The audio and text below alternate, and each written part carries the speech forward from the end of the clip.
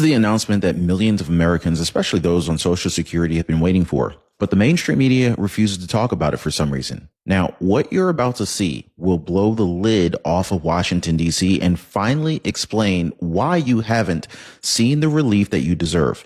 That is until now.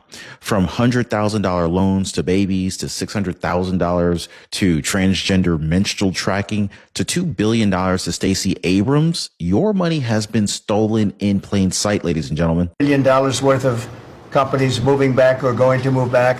And many of them have announced it's going to be tremendous jobs, high-paying jobs too. And you probably know the chip business, not because of the CHIPS Act, which was a disaster. You gave billions of dollars to companies that already have many billions of dollars. They said thank you very much. It was no incentive for them to use it.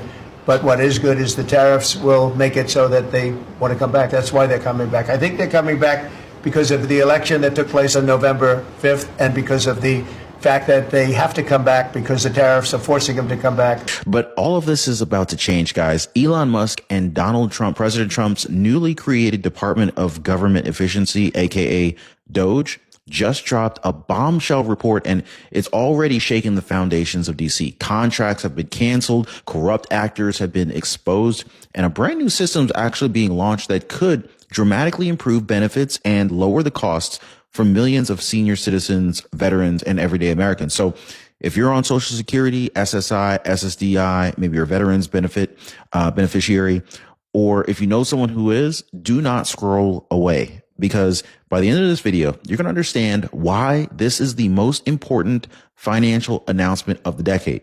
So let's get into it, guys. Let's start with the staggering scale of fraud, guys. DOGE investigators uncovered $830 million wasted on government surveys. And these surveys were so basic, they could have been written by a 7th grader or even generated by ChatGPT for free.